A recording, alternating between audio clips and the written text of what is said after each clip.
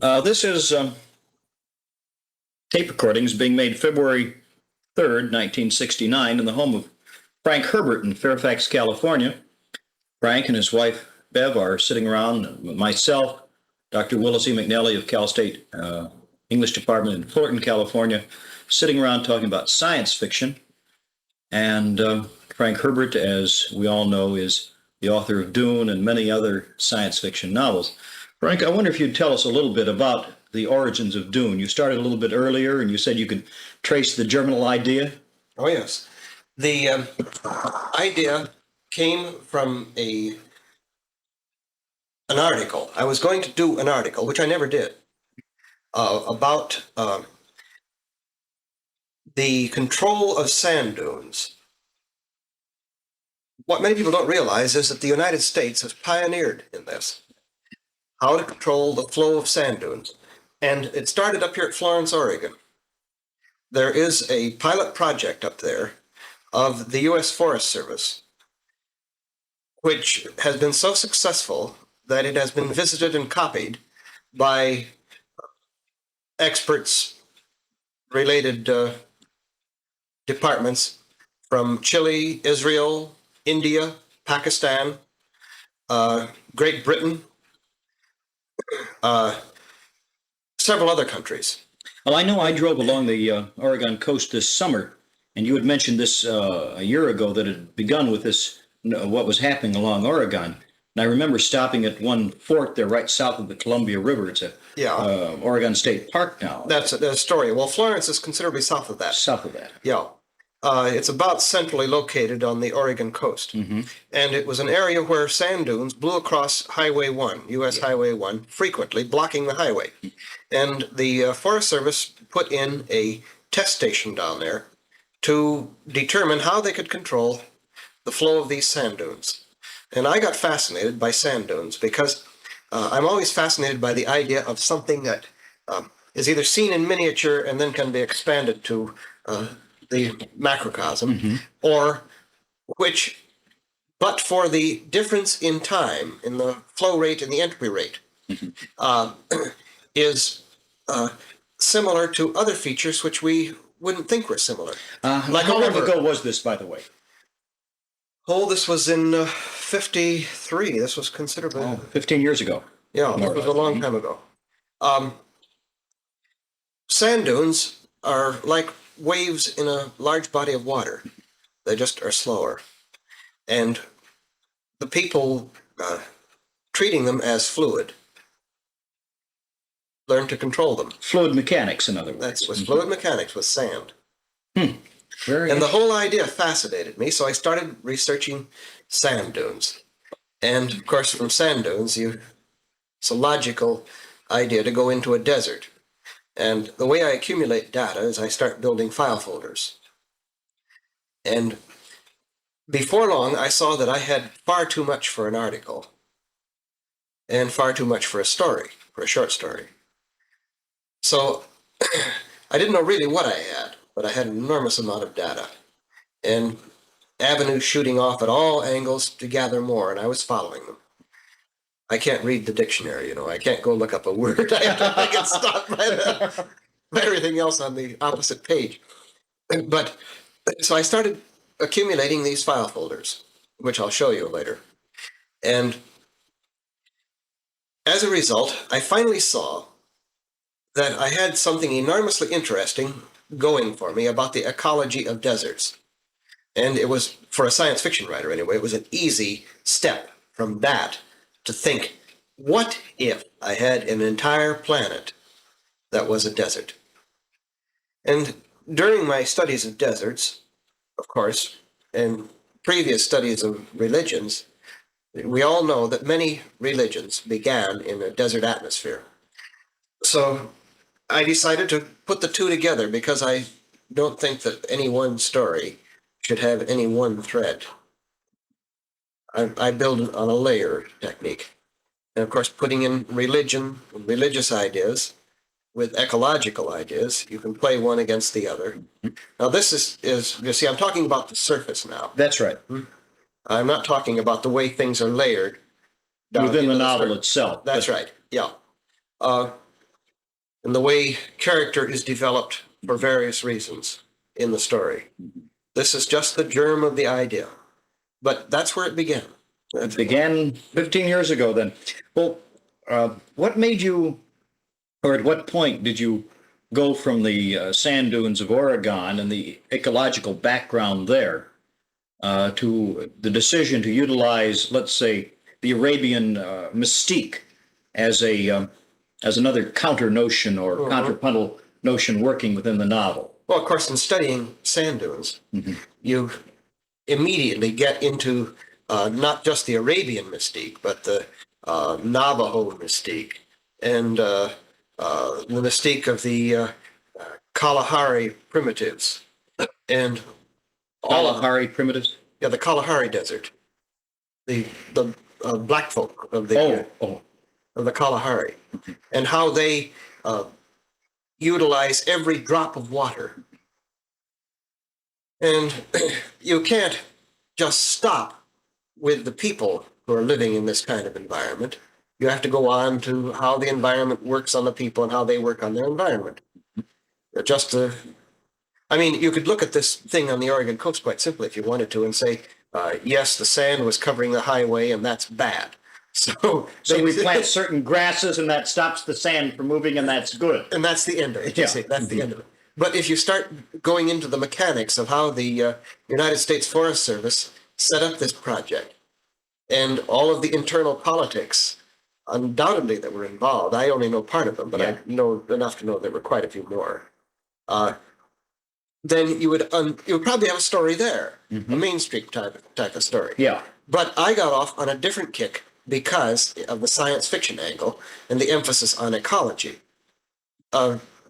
It's been my belief for a long time that a man inflicts himself on his environment.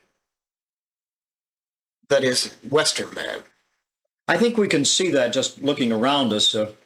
The simple thing of beer used to be packed in bottles, which eventually disintegrated. Then it was packed in cans, and that had a 50-year half-life. And now it's packed in aluminum cans, and that lives forever. And we're gradually corrupting our. Yeah, well, all right, but we're gradually corrupting our environment as a result of plastic, that kind of thing. Plastic is the thing that we.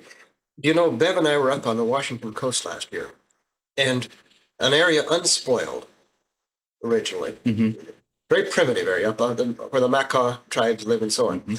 And even there, down among the driftwood logs on that primitive beach, that almost unspoiled beach, you frequently, much too frequently, come on these blue, orange, green, white plastic containers, Purex, ivory soap.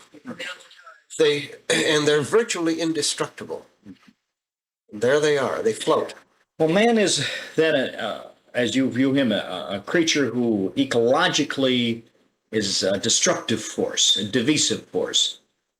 Well, we tend to think in Western, I'm talking about Western man, yeah. You realize that. We tend to think that we can overcome nature by a mathematical means. We accumulate enough data and we just subdue the parameters of that data and subdue it. Yeah, we subdue nature. This is a one-pointed vision of man, because if you really start looking at man, Western man, you'll see that you could cut him right down the middle and he's blind on that backside, you see. This is a point that you made earlier, Bev, when talking about the death of the planetary ecologist in Dune being a very touching spot. I think you said it, very moving. Well, very significant point. A lot of the story swung around this, how the ecologist dies. I thought it was very important that the planet killed the ecology. Even though the planet, even though the ecologist was technically able to subdue anything within that. Well, there he lay dying, understanding everything that was happening. Exactly. Much more than someone else dying on the desert would have. Complete understanding. I think it made it more horrible, the fact that he completely that he knew what was happening to him and understood it and was technically capable of controlling it. He knew it had gotten it. Yes. This, of course, was done deliberately for that purpose. To turn, it's a turning point of the whole book. but pivot, you might say. And the very fact that Keynes, who is the Western man in my original construction of the book,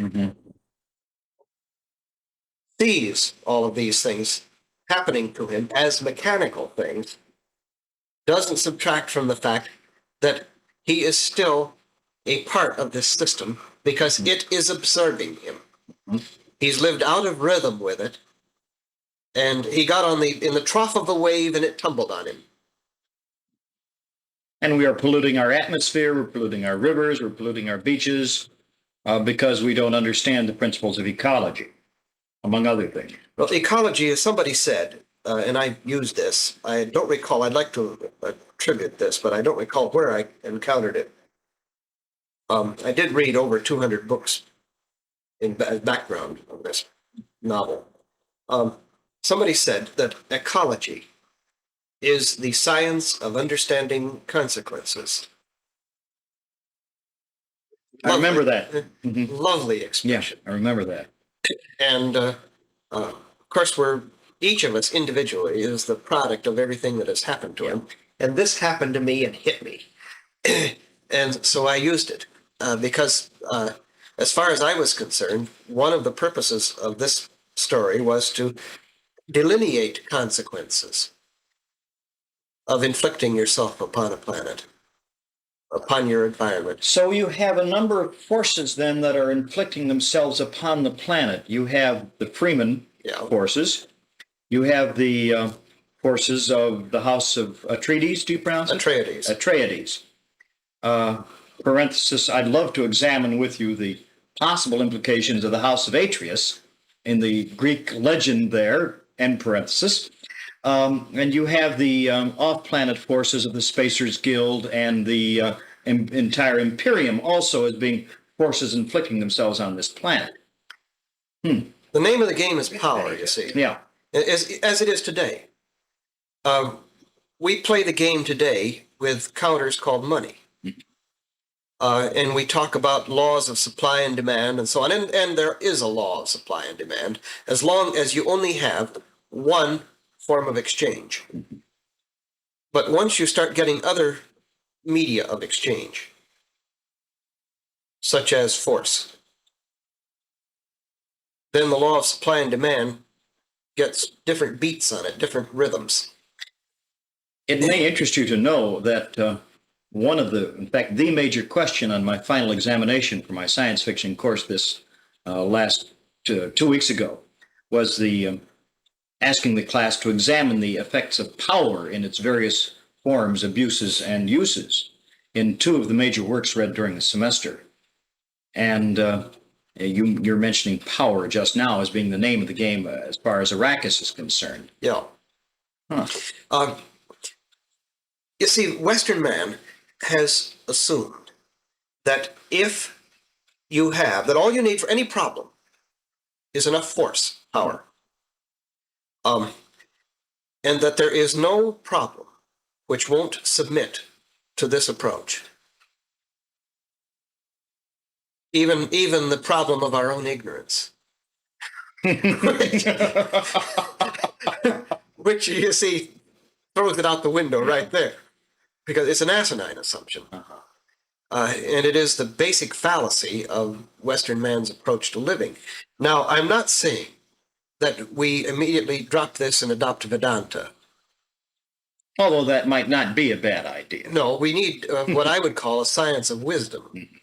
I think among the things that we need, and this is indicated to a certain extent in the novel, but we need a clear distinction in our minds, the minds of Western man, between the ethical norm and the moral life.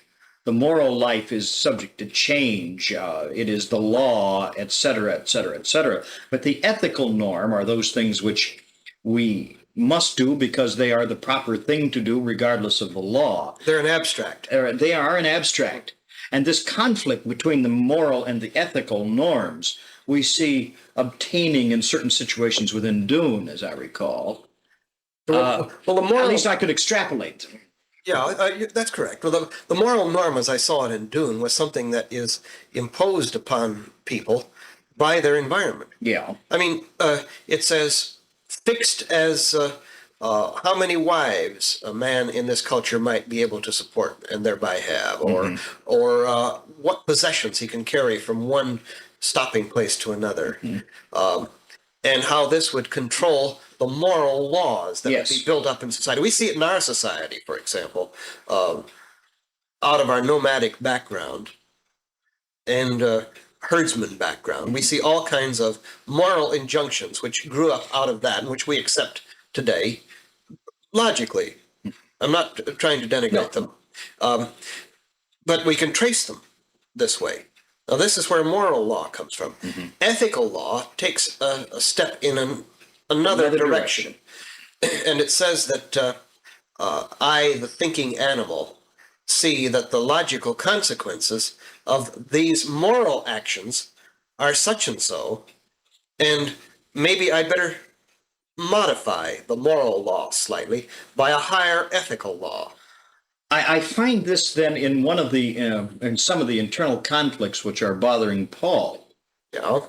that the ethical norm which he sees as being one of, say, absolute rightness, as opposed with the law of moral necessity, and these are clashing in him. These are tensions at work within Paul, which cause him, I think, to have a depth of characterization that you do not normally find within the normal science fiction novel. You've hit on, of course, the way the character of Paul was constructed. It was a conflict between absolutes and the necessity of the moment. Yeah. And It's almost an existential necessity, incidentally, as I caught it, as I read it. that's right. Yeah, that's absolutely right. And- Absolutely. Gee, thanks. Now, you see, this is an exercise in showing up, you might say, the fallacy of absolutism. Even to be absolute about being non-absolute, because Paul is bothered with that very problem. That's at right. times.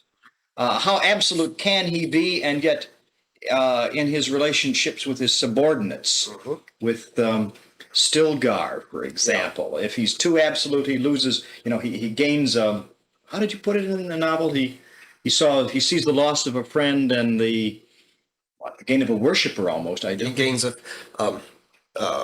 he loses a friend and gains a worshiper. A worshiper, yes. And this kind of conflict, if he's too absolute here and non-absolute there, or in the necessity, or no, when the tribe tries to force upon Paul the apparent necessity for killing Stilgar, and he has to talk the tribe out of one of their tribal rules in order A moral. Yeah, right. A moral rule. A moral rule. And you see how the moral rule was developed out of the necessities of their background. Exactly. And he has given them then an ethical rule. Yes. And yet this conflict is continual within Paul, I think. And it makes, I think, for certain added dimensions in the novel that, again, the normal science fiction novel does not have. Well, you began this then in 53, and you began doing research and filling file folders with facts and extrapolating to the sand dune planet. Tell me further about the writing process itself. Well, this was the first book where I really started carefully applying these ideas about the building of a rhythm within a story. Would you just define this a little bit more for me? I will. I'll be specific about it. And I can use an analogy which is familiar to both of us, poetry. But it is used only as an analogy. Okay. You know how you choose a word in a given poem to control the beat of the poem. Are you familiar Go ahead. with Hopkins' poem, The Windhover? If not, I'll get it out for you later and show you how there is one word in there which absolutely controls the total poem. Yeah. This happens in many poems. Many poems. Yeah. And the poem then develops a certain fixed rhythm. Now, by changing the phraseology, the Yeah. placement of words.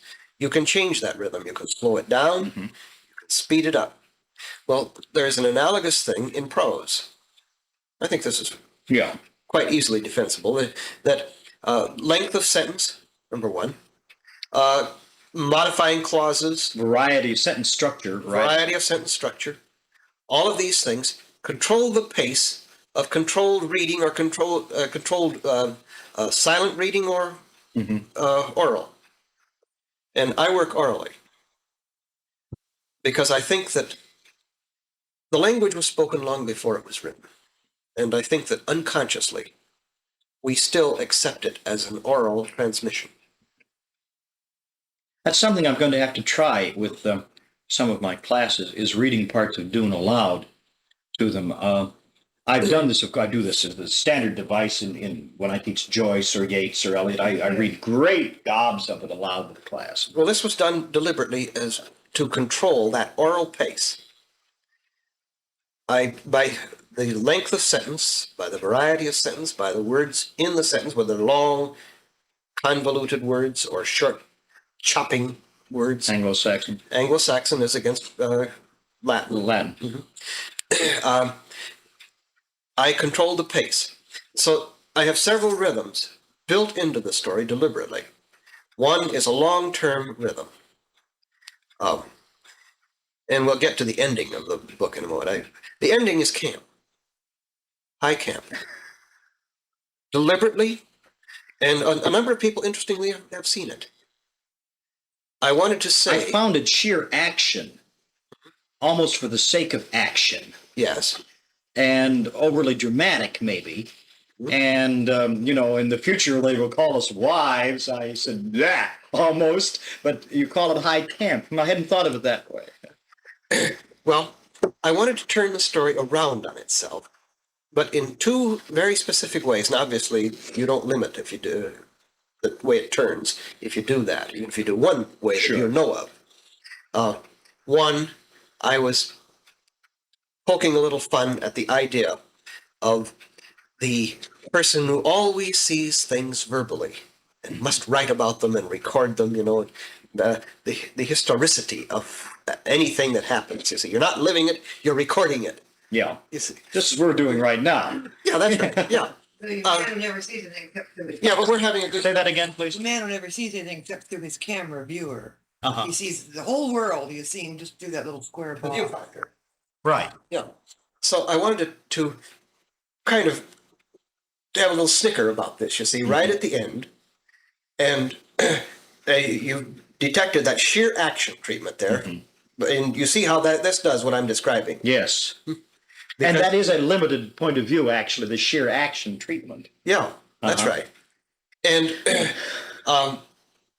also, by making it a man-to-man battle at that point between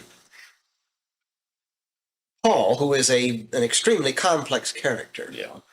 and this almost stick figure, Black, see. Who is sort of, in many ways, Paul's counterpart. Exactly. He's a foil in the classic sense of the word. A foil in the classic sense in other places. Right. But at this point, he becomes that impossible thing, that non-existent thing, the absolute evil, Yeah. you see. And so we turn the whole thing whirling backward through the story. There was another thing there. In the pacing of the story, it was very slow at the beginning. It's a coital rhythm all the way through the story. It's a what? A coital rhythm, Okay. very slow, pace increasing all the way through. And when you get to the ending of it, I've chopped it at a non-breaking point, so that the person reading the story skids out of the story, trailing bits of it with him. And on this, I know I was successful, because people come to me and say they want more. And I have said this to my classes, that in many ways, as satisfying as Dune is, I find it unsatisfying because there are so many unanswered questions. You don't tie up the loose ends of, say, Paul's sister, unless you read what is the Huntress of a Thousand Worlds? That marvelous little footnote, Princess Alia, or several other things. The whole question of the Spacing Guild Yeah. itself and how it got to be the way it was is handled very, Well, let's examine something as far as fiction in general is concerned. Now, there are other reasons why stories are remembered, and I'm talking about story in the classic sense of the jongleur who goes from castle to castle to earn his meal. all right. Entertainment. Sure. The stories that are remembered are the ones that strike sparks from your mind, one way or another. It's like a grinding wheel. They touch you and sparks fly. Whether this be something like The Miller's Tale of Chaucer or Sir Gawain and the Graine Knicht, if Yes, you please. indeed. Well, we could adduce thousands of other examples up to, say, Treasure Island or what you will. There's sparks there, okay? I understand your term. Now, we all have stories that we go on with after finishing reading them. As children, we can remember playing Treasure Island Or playing Tom Sawyer. or Tom Sawyer. Any of these. We remember playing these. The story stayed with us. The characters and their conflicts, and their joys, their play, all stayed with us. And it enkindled sparks in our own imagination so that We developed. we were then active in creative play. That's exactly right. We went on and told the story ourselves. Yeah. Now, I deliberately did this in Dune for that purpose. I want the person to go on and construct for himself all of these marvelous flights of fantasy and imagination. I want him to you see, you haven't had the Spacing Guild explained completely, just enough so that you know its existence. Now, with lots of people, they've got to complete this. Yes. So they build it up in their own minds. Yeah. Now, this is right out of the story, though, you see. Yeah. Or the whole The sparks have flown. Bene Gesserit, you pronounce it? Bene Gesserit, yeah. Bene Gesserit. Their whole mystique and so on is relatively unexplained. Why do they want the Kwisatz Haderach in the first place, you see, is relatively The name of the game is power. Yeah. And they want power. That explains it to a certain extent, but They want power in a specific way. You know, I've always been amazed by the statement or by the label psychological warfare. There can be no such thing as psychological warfare. If you develop a psychological weapon sufficiently that it is destructive to any potential enemy, it will destroy you with the enemy. It's a two-edged sword without a handle, and if you grab it hard enough to wield it, you're going it's to... just self-destructive. Yes. So we could have a variation on the Lord Acton notion. Power corrupts both the user and the receiver of the power, both, absolutely. Right. Huh. Acton saw it. Yeah. Oh, interesting. I hadn't thought of the who power corrupts. Now, the Bene Gesserit see this. See how they keep themselves in the background. Yes, that's true. They want a user of power they can control. I see. With safety to them. That's right. It's a safety device, you see. Yeah. And I say this in several ways, not in this way, Yeah. not in this blatant, way, but implying it with all of its permutations, because there's much more to this. We could go on for several hours discussing this aspect of it. The whole attitude of Reverend Mother Gaius Moyam, Yeah. for example, Helen Gaius Moyam. Yes, I see how we could, various aspects of it. Well, I'd like I'd like to examine this a little bit further in some of the religious constructs. Before we get into that, Okay. let me tell you something. I was up at Sonoma State last month to talk to a class up there. And the question that seemed to attract the most attention from the class, somebody asked back there, what's all this nonsense about controlling people with voice? And there seemed to be a lot of agreement with this point of view, that it's impossible to do this. And so I said, we do it all the time. Of course we do. And it's amazing to me that anybody could even begin to question this as a fact of our existence. And they couldn't see it. So I said, well, I'll give you an example. I'm going to describe a man to you. You know this man. And I'm going to give you a task of controlling him by voice. After I've described him and after you recognize him. I said, this is a man who was in World War I as a sergeant, came home from World War I to his small town in the Midwest, married his childhood sweetheart, and went into his father's business, raised 2 children whom he didn't understand, and they don't understand him. He joined the VFW and the Legion, went on every picnic, every convention, lived by the double standard, he thought. Now, on the telephone, strictly by voice, I want you to make him mad. Oink, oink.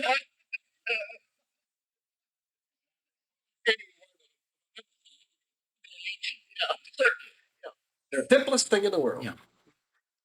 Now, what we're saying here is that, I've drawn a gross caricature. Of course. But we're saying that if you know the individual well enough, if you know the subtleties of his strengths and weaknesses, that merely by the way you cast your voice, by the words you select, By the intonations, whatever, yeah. Right.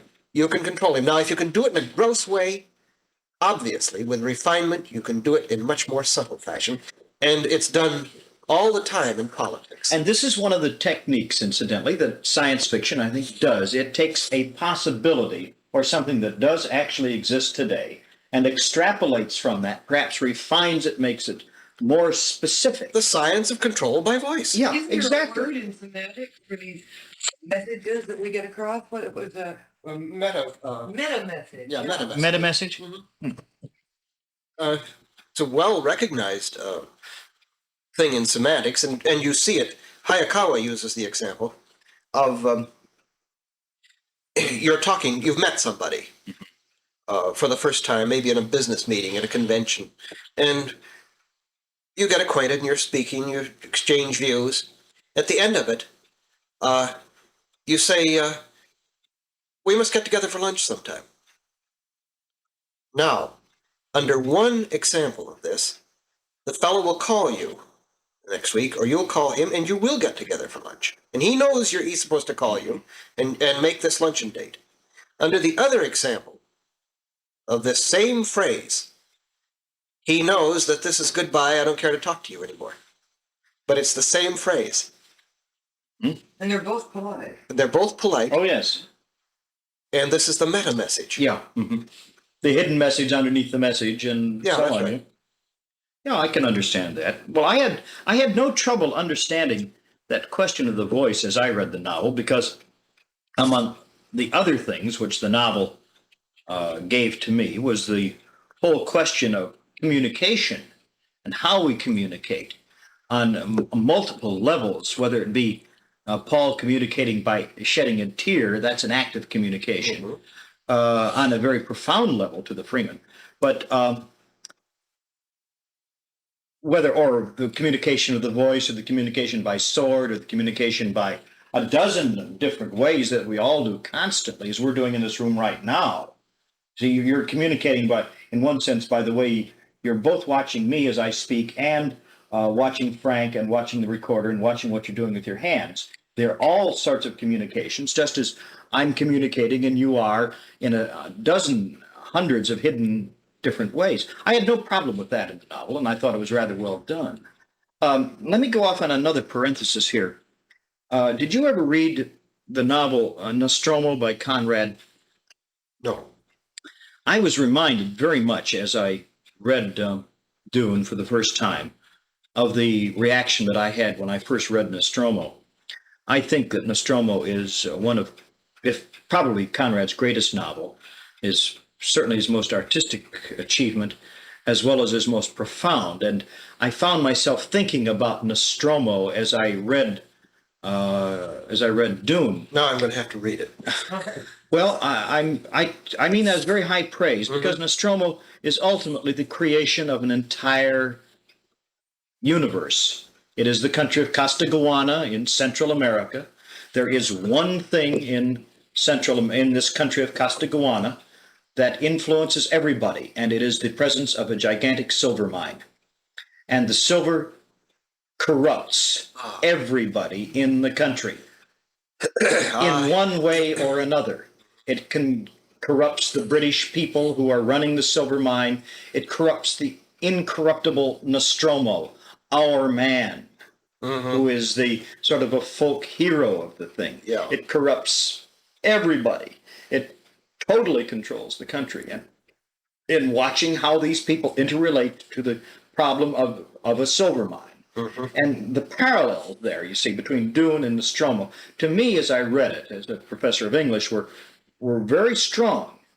And this is one of the things I object to among my own compatriots, is that they are unable to see that something like Nostromo is, in a very real sense, a type of science fiction. We have created a mythical country based upon reality. Yeah. Where the people react in certain ways to things which we would react to in other ways, but it's said over here, just as the Freemen react to. Oh, yes. It's my contention that especially in Dune, and Dune is an exposition of this point, that man himself is going to change. We have changed. But our changes, the actual basic change, is a gradual climb. Now, I don't see this as progress. I see it as a sort of entropy and as a growth of complexity. But that this is such a slow process that in thousands upon thousands upon thousands of years, we would still recognize the emotions, the reactions, all of these things. And given any set of forces which you can delineate, the silver mine, the geriatric spice, Right. the existence of certain hard lines of power control and communication. As perhaps oversimplified by, say, the Harkonnens versus the Atreides. Yes. Families. Yeah. You have a classical feudal system sure. here. It's my contention that feudalism is a natural condition of human beings. Not that it is the only condition, not that it is the right condition, that it is just a way we have of falling into organizations. I like to use the example of the Berlin Museum beavers. You ever come across this? No. Well, the numbers are going to be wrong here, but it's on this order. Yeah. Before World War II, there were a number of families of beaver in the Berlin Museum. They were European beaver. They had been in there, raised in captivity for something on the order of 70 beaver generations in cages. World War II came along and a bomb freed some of them into the countryside. What did they do? They went out and they started building dams. Wow. Now, uh, tribal organization. Feudalism is tribal organization. Oh, yes. And that's what I'm talking about. So, tribal organization is a natural organization of humankind. We tend to fall into it, given any chance at all, given the proper stresses or given the proper lack of stresses. And I think we could extrapolate from that notion and say we have many more feudal or tribal aspects in our society than we might have otherwise thought about it. I would think that the existence of the Roman Catholic Church in its feudal state, as long as it has existed, is sort of proof of what you're saying. The hippies are a proof of it. Look Yes. at the organization they set up. It's a tribal organization. A business office, feudal. Yeah, a company is feudal. Mhm. A university, perhaps? Oh, yes, indeed. An English department. Very true. Well, of course, what we're doing here is oversimplifying. Yes. The complexities of it and the variations on the theme are multitude. But the framework is there, the skeleton is there, and you can recognize that skeleton. So I set up the situation in Dune where the natural evolvement was a classic feudalism. And for a very specific purpose. I wanted the lines of power to be clear. Yeah. At the same time, feudal lines of power were extremely complicated. I don't mean to contradict you, but No, I understand what you're saying. That's why while I they were said simple, they were nonetheless multi-level, Yeah. as you indicate with Baron Harkonnen Yeah. and the Navarone and so on. All of these things of the relationship to the Imperium. You want to go back to the 14th century in England, to the War of the Roses. No, by clear in this, I meant in this sense, recognizable by anybody who knows the first damn thing about history. Precisely. The fief is a set of obligations from top to bottom and from bottom to top, mutual back and forth, ultimately. Yeah, it's a feedback situation. Exactly.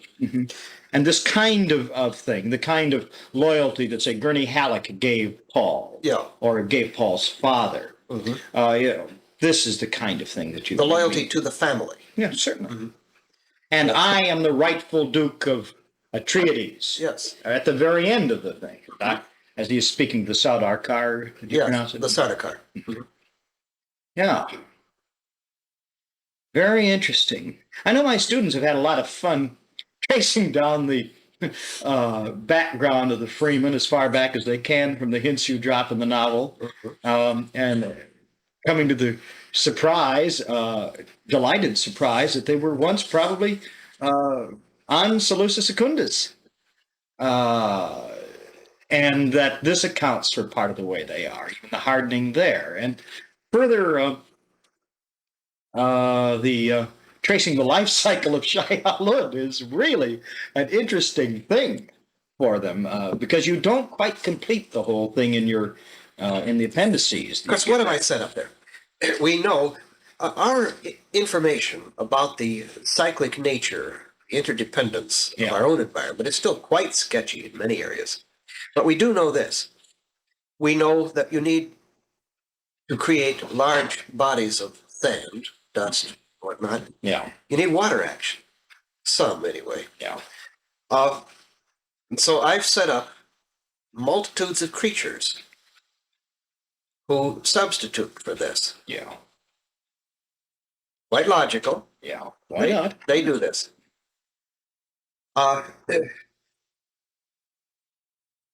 And I've postulated that in one vector of their life circle, water is poison to them. We see this sort of thing on planet Earth right now, where a creature can live in one environment, in one vector, but that environment will kill it in another vector. The Anopheles mosquito is a good example. And it doesn't take much of a stretch of the imagination to carry this further in that classic science fiction way, saying that given other circumstances, Right. on another planet, a creature could develop something that we could see was analogous to this, but would do these other things. Now, there's another element of Shai Hulud too. Shai Hulud serves a specific function, among other things, story, but a specific leitmotif function. All right. It's the unthinking beast. It's the black beast. It's the personification of the bull in the arena. Not the way the bull in the arena actually is, but the The personification. mystique of the back. The mystique of it, and there it is. I never took the black beast has connotations that I never gave it. Maybe it's my taking it wrong from your terminology. It's the mythic beast, it's the archetypal beast. Is that The what you mean? archetypal beast. Is that what you mean by black beast? That's right. Now bring this up Okay. because of your mention earlier of the tracing the archetypal backgrounds. Yeah. And I meant it classically. The archetypal black beast, the one that lives underground in the cavern with the gold. I see. Okay, right. See? Well, this is the dragon Beowulf who lives in a cave Yeah, guarding with gold. the golden dagger. Right, precisely. Incidentally, Frank Baum used in one of his Oz books, used the dragon hoarding gold, guarding gold. Yeah. Yeah. Well, that was why I put this in there. It's a familiar And theme. gold, of course, becomes the geriatric spice. That's right. In another Yeah. sense. Which I once figured out, and one of my students figured out, that the geriatric spice itself is probably the defecated matter of Shai Hulud. In one of its vectors. or it might have been, no, not defecated matter, but also, no, it was the eggs, perhaps. Waiting, and that's why they're guarded, among other things. Value back on. Yeah. Well, true. They have lots of, kids have lots of fun with this. Of course, and I did that deliberately. The value of a good story in the entertainment sense is how much of this it tips off, how much it starts rolling. Sure. So that you start creating your own story. The one that's in all of us, you see. And in that sense, there is no right answer to the final, let's say, complete life cycle of Shai Hulud. Yeah, do you want me to pin it down for you? I can. I mean, I had it in mind. You had it in mind? Yeah, but I had it worked out too. Let's compare notes. well, I'd be interested before I say anything to hear what you have to say. I got to get my book. I'm going to turn this Okay. off for a minute. Now we're back again. Well, We were talking about the archetypal patterns in Dune for a moment. Off on this tangent now. we got onto the sequel for a moment. Yeah. And there's a point here that I think should be made. Campbell turned down the sequel. Now, his argument was that I had created an anti-hero in Paul in the sequel. Mm-hmm. And he has built his magazine. I'm oversimplifying, grossly oversimplifying, Sure. but this is the essence of it, really, and truthfully accurate. Yeah. That he had built his magazine on the hero. Now, it's my contention that the difference between a hero and an anti-hero is where you stop the story. And if you're true to life, giving these ingredients, then the story goes on because human beings go on. Now, you can confine your story to one individual. And therefore, as far as he's concerned, story begins with birth and ends with death. Mm-hmm. But if you're dealing with larger movements, The parameters are much broader. that's right, as they are in this book, Yeah. then there is no real ending. It's just a place where you stop the story. And one of the reasons, by the way, why in the book Dune, I stop it the way I do. Deliberately building up a carrying momentum as though you were going down a slide and then just chopping it. To a moment of triumph, and then that's it. And you skid out of the story Yeah, with all of this clinging to you. Yeah. I can see that, yeah. But as I understand the Jungian archetypal pattern, the Lord Raglan Yeah. steps of the hero, like Dune takes up about the first 15 of them, more or less. And if I know nothing about the sequel, other than the few words you've told me, but I would be willing to predict that if you follow the pattern, the archetypal hero pattern, he goes through many of the things that Lord Raglan sets out in the notion of the hero and the quest hero. Ultimately, Paul has to die. It's a question of how and under what circumstances, and probably as a result of some of these tensions which have been previously operating. Yes, several of them. And one of them, of course, is the tension of prognostication, Yeah. prediction. This is foreshadowed in here. Yeah. He never sees his own death moment, but he's always concerned about it. Yeah. We bring this, that's right, we bring this to a head of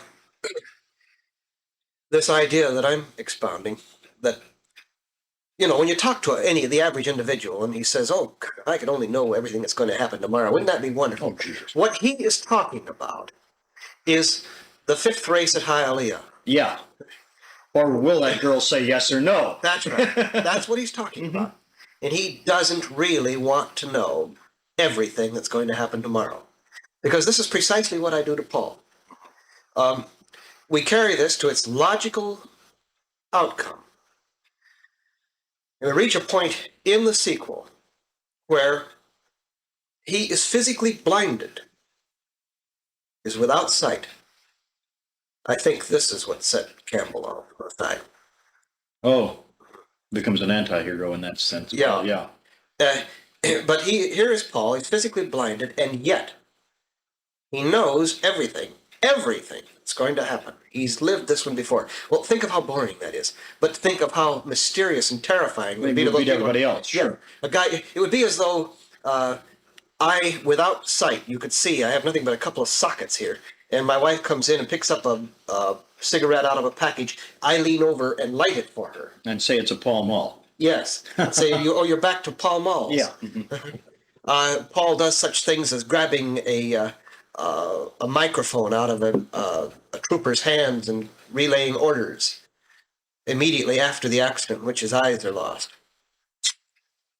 And greeting people in the hallway as he passes them. And of course, it builds up this terrifying godhead among the people around him, but it also foreshadows their turning against him, because if a person really does this sort of thing to you, you're going to get away from him one way or another. They crucify him. Yeah. In many ways they would. I could see this, and this would lead us to all sorts of possible symbolic interpretations of knowledge and so on, going back to the Oedipal notion. Yeah, it's my contention. And I've always wondered about the Oedipal aspects of the they're there on the novel, but let's not go into that right now. they're there and deliberately. Yeah. No, it's my contention. I think I'm probably right on this, that the thing that got to Campbell was not that I had an anti-hero in this sense, but that I had destroyed one of his gods. Oh. See, because prediction and esp. Oh, of course. With Campbell, that's, obviously. Yeah. Yeah. You see, if you know the magazine and his Right. editorials. Sure. And I've been reading it since 1940. All right. Then you know that he is completely devoted to this idea. Yeah. And I'm not arguing against him, but I'm merely saying that this is his point of view. And this pokes a great deal of fun, and not so much fun as it pokes a big hole in the whole theory. Yes. It would be great to know everything that's going to happen tomorrow. And so he rejected it. And so he rejected it. Isn't that interesting? But Galaxy snapped it right up and paid Campbell's rates. Huh. Well.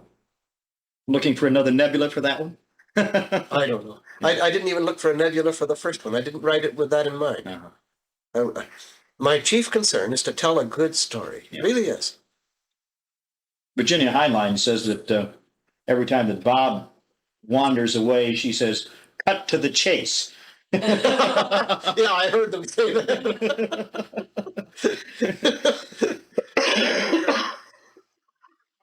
It's a classic Hollywood approach. Yeah. Well, could we go back a little bit and tell us more about the novel as it developed in your mind?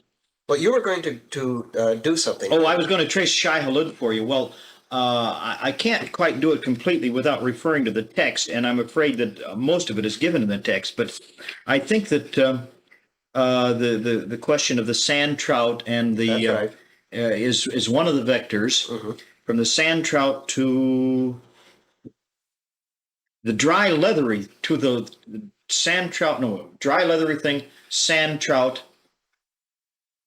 to little maker Mhm. to a To the worm, to the big one. to the yes. Well, but it goes through. Does little maker just go directly into the worm, or is there another? No, it goes directly. Directly It's into a the matter of worm. growth process from Growth, there. all right.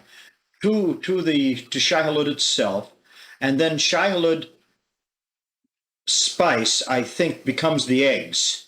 Well, the spice, as I Spermatic conceived, material. the spice, as or- I conceived it, was necessary for the development from, let's say, the pupal stage. Yeah. To go beyond the pupal stage, they had to be in the presence of the spice. Well, that's the way I conceived I it see. originally. I think That's the why it's spice so- in itself is almost as being spermatic material. That's right. Mhm. That's and right. then Exactly the right. spice growing into the, well, ultimately little maker, Mhm.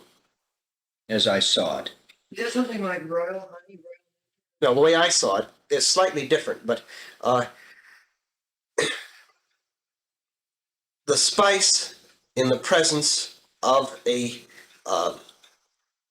of a dead Oh, worm. yes, who killed by the water of life. That's Then right. this becomes, and you're off in the spice blow. That's right. Right, This okay, becomes yeah. the seed of the new life cycle. Yeah. It's almost orgasmic in that sense. That's right. Yeah. Yeah. Probably deliberately so. Yeah, I built these things in there Yeah. deliberately, all the way through it. Yeah. Oh, interesting. Well, if we can go back then and talk about a little bit more about the formation of the novel from, say, 1953 and the germinal ideas and your file folders and so on. We were up to about there a little while ago. Well, I'm not too Clear on concerned. dates or anything. Dates, Yeah. they don't concern me. No. I'm more involved with the actual Well, piece how of long, paper in front of you. all right. How long a writing process did this take then, from the time this began till the time you The actual physical writing process? About 2 years. About 2 years. Mm-hmm. You wrote it when you were in Mexico? No, Oh, I wrote it here. wrote it here.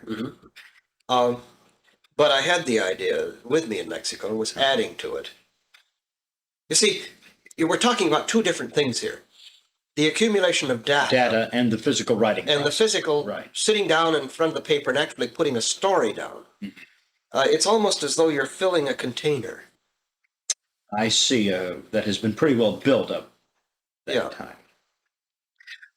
It's interesting. Harry Harrison describes the writing process with him rather well in a tape I made with him a few months ago. He is absolutely uninterruptible from, say, 12:30 in the afternoon until 5 o'clock at night.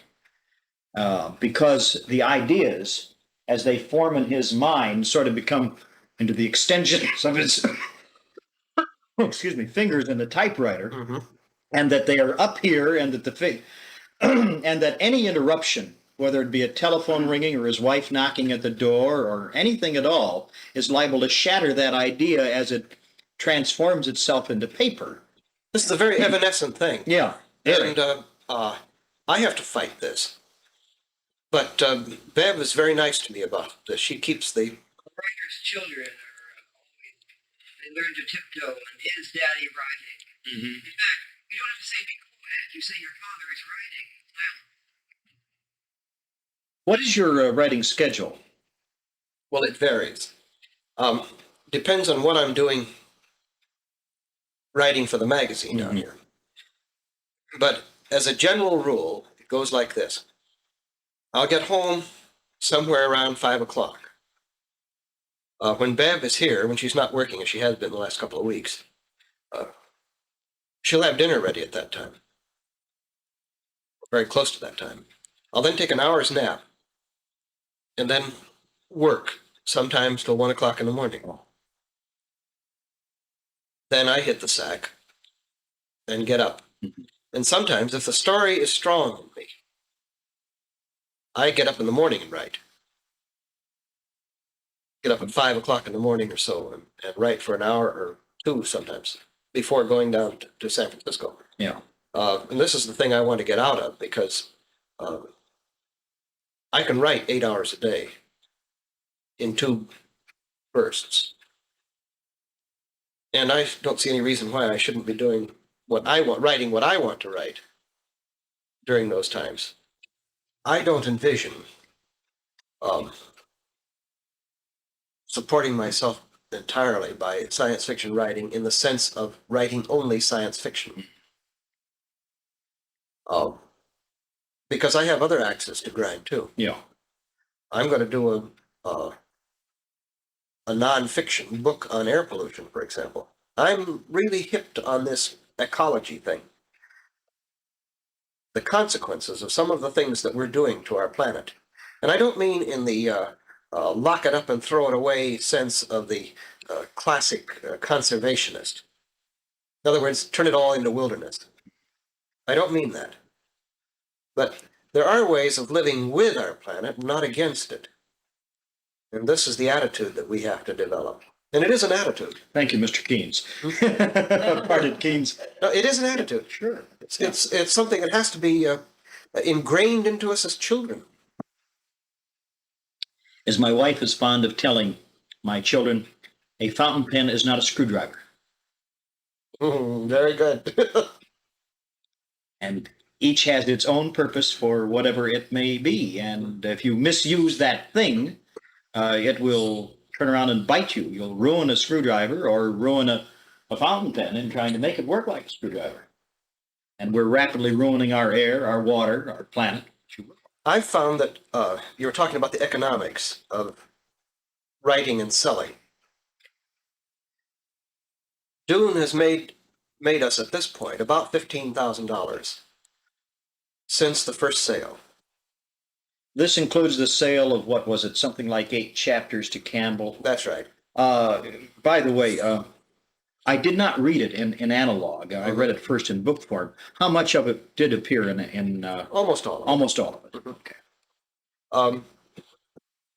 In fact, in one sense, a little more, because there were capsule recapitulations, the synopses. Oh, yes. Mm-hmm. Did you write those? Yes, I did. Uh-huh. The way it comes in, I've found, and this is broad, for a novel, it makes somewhere between $5,000 and $7,000 in the first 12 months of sale. And this depends on how far you sell it, how many times you sell it.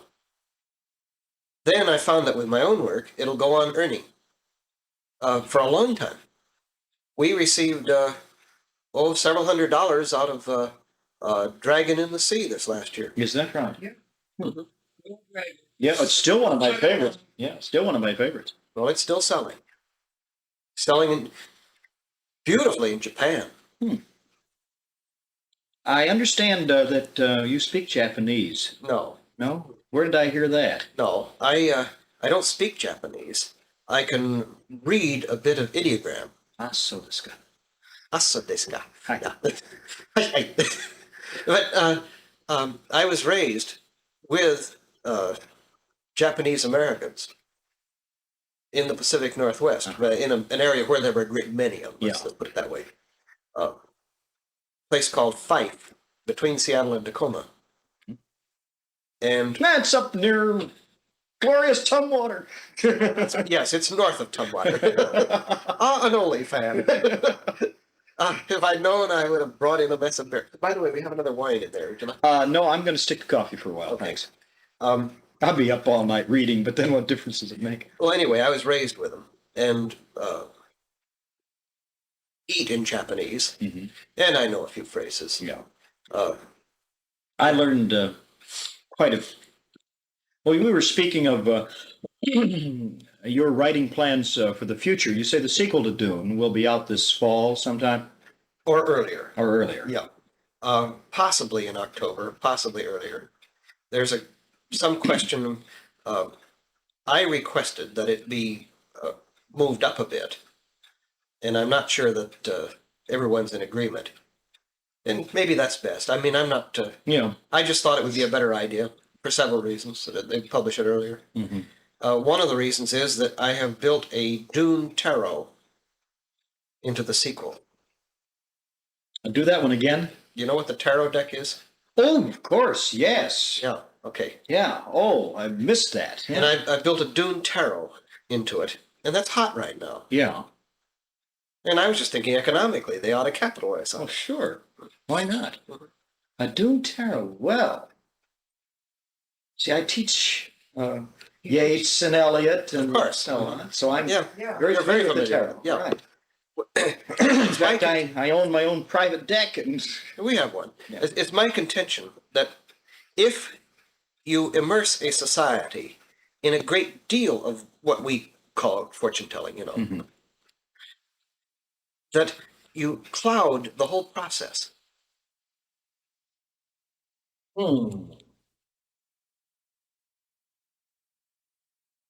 See, what happened in Yeah. classic times, in Greek uh, historic times, when the oracle was had terrifying accuracy. the Oedipus cycle, for example. But there weren't a lot of oracles around. You went to Delphi, Delphi, right? or to the local madman. Yeah. We looked at the birds and cast a few auguries here and there. Yeah, Mhm. and who might kill a chicken and look at the entrails. Or note which way the blood spurts from the neck Yes, as you cut it off. that's right. Yeah. Any one of these methods, which I call ignition principles, as far as prediction is concerned.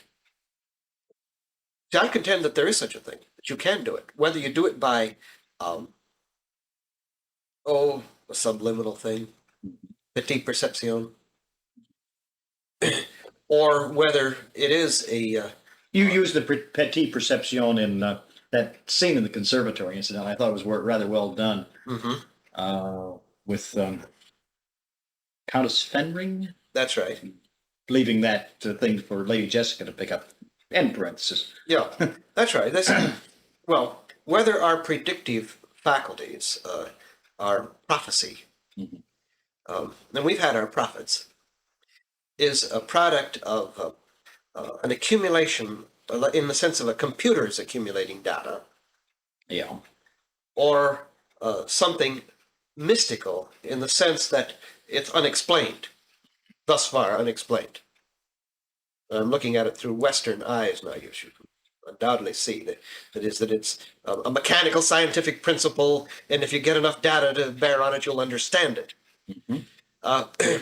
Now, this doesn't necessarily follow, of course, that we can understand everything in the universe. Ask me about what I think is the basic fallacy in science. All right. What is the basic fallacy in science? Tell us, pray tell. You want a prognostication? Okay. I think it's the idea that we can invent. Of course, science fiction is based on this. The idea that we can invent anything we imagine, and having invented it, we must use it. And then live by the consequences of it. Exactly. Now, this is the Western fallacy. And this is one of the great things about the East, that it does not.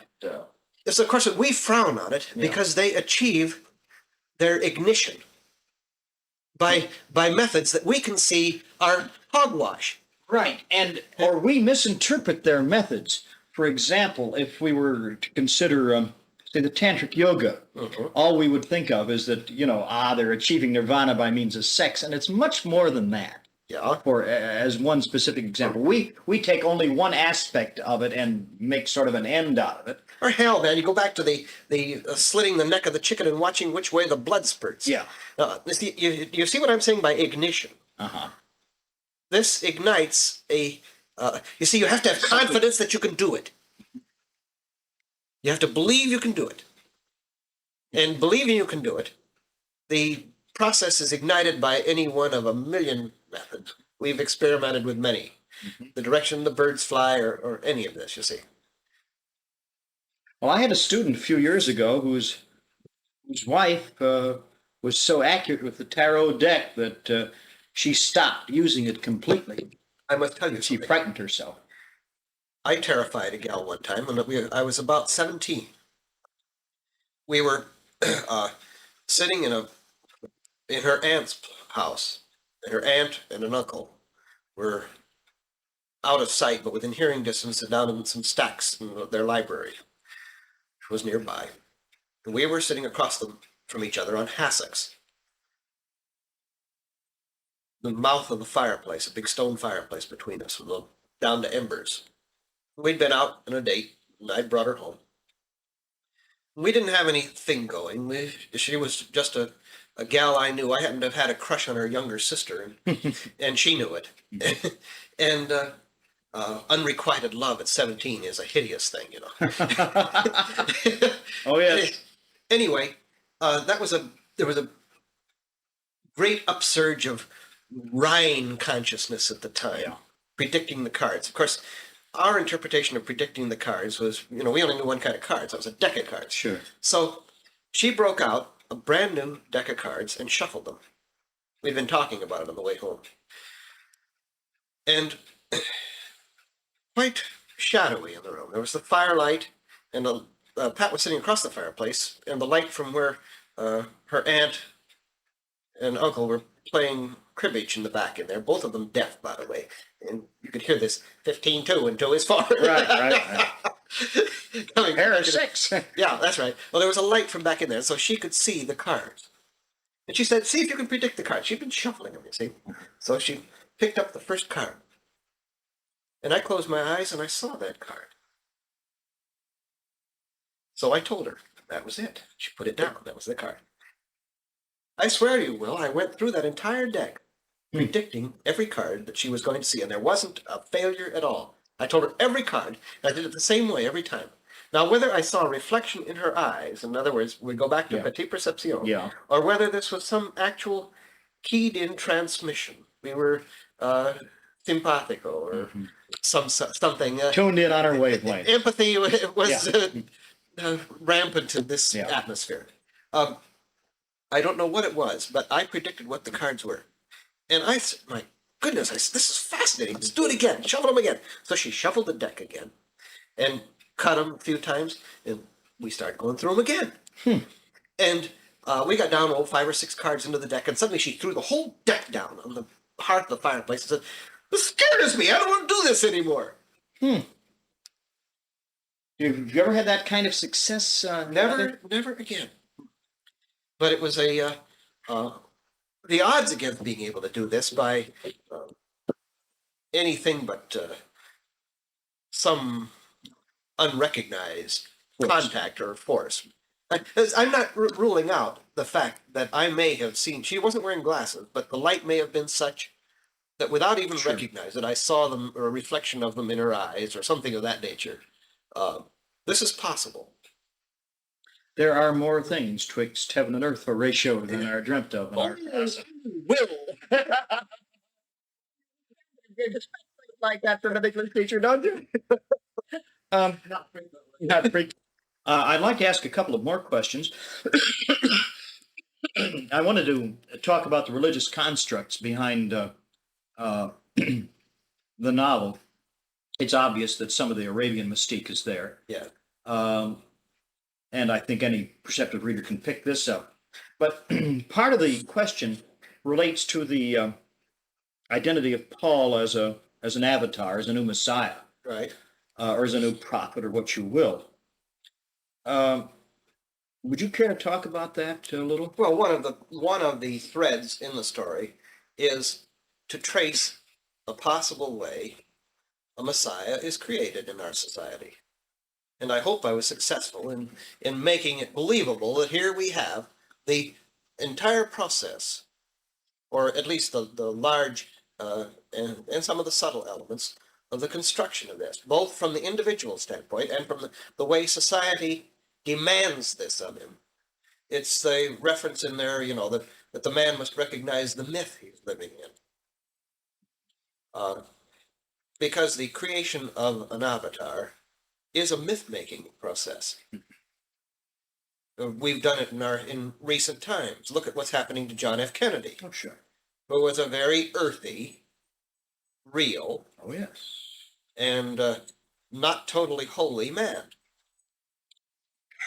Yes, yeah. So here we have a likable person now, you see. Yeah. But real in the flesh and blood sense, who, by the process of immolation, becomes something larger than life, far larger than Well, life.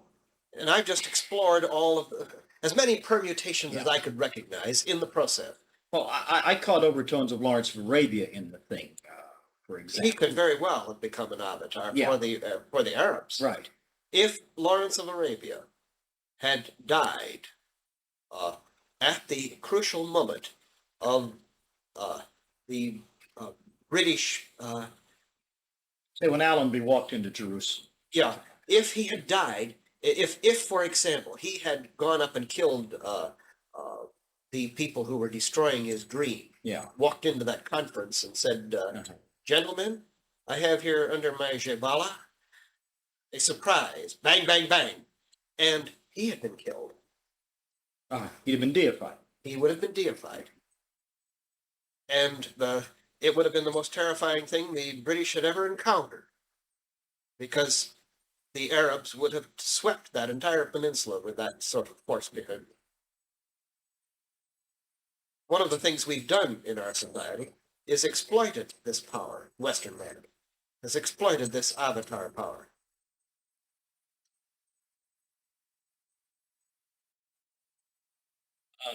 Well, if I could ask then one more question along this same line. You mentioned a little bit earlier that you studied comparative religion at one time, or That's right. were a student of it. Was it from your experience in reading in comparative religions that brought you to this particular notion of an avatar? That was part of it. Mhm. Of course, it was ignited by the ideas that I encountered in reading about desert societies. Yeah. And I think that the idea of the way Western society has exploited this force, we have, Yeah. we've used it quite consciously.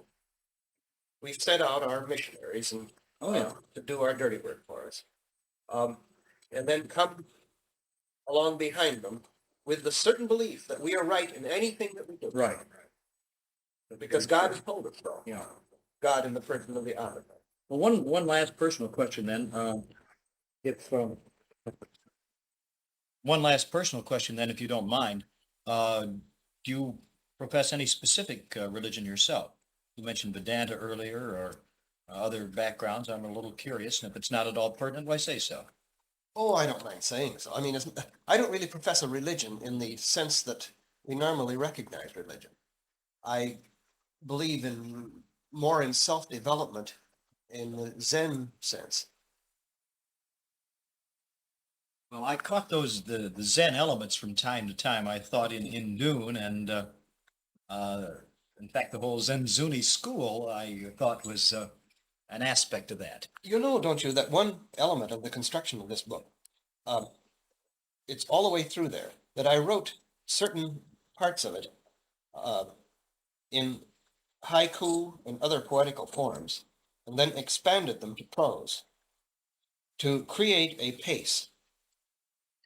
I haven't picked those out specifically, but I sort of caught something of that, and that's Some of my friends have come back to me with examples out of it and said, was this a Haiku. Was this a haiku? Or And talk or something. yeah, or a taka. Yeah. And yes, they're in there. Well, that's very good, and thank you very much. We certainly appreciate this.